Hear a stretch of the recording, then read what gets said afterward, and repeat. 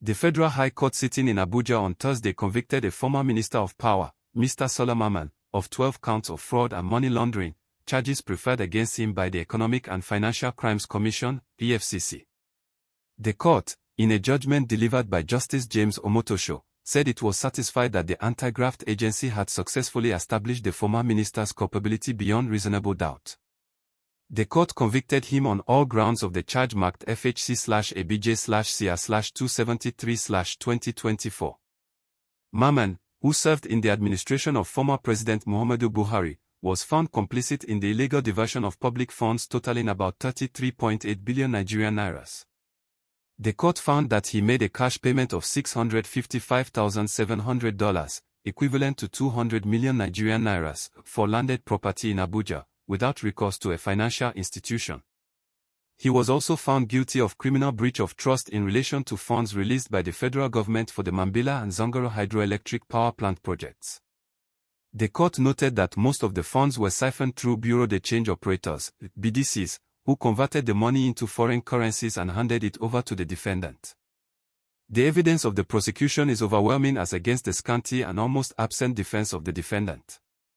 The defendant did not offer any credible evidence to rebut the prosecution's case, Justice Omotosho held.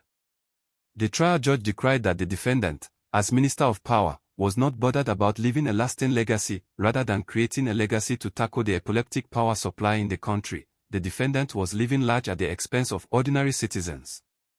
Little wonder that Nigerians have remained in darkness till today, the judge added. Meanwhile, the defendant was absent when he was convicted by the court. Consequently, the court deferred his sentence, even as the EFCC applied for a warrant of arrest to be issued against him. A lawyer, Mr. Muhammad Ahmed, who announced his appearance for the defendant, told the court that since last Tuesday when the notice of the scheduled judgment was issued, the defendant's whereabouts had remained unknown. He said the defendant's personal assistant later disclosed that he was sick. The defense lawyer's spirited efforts to persuade the court to defer the judgment to a later date failed. The trial judge referenced news items indicating that the defendant had been actively involved in political activities, having purchased a form to contest the governorship election in Taraba State.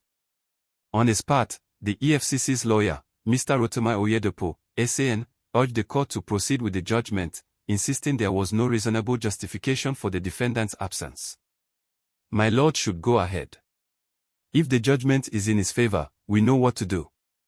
If it is against him, we also know what to do, the prosecution counsel added.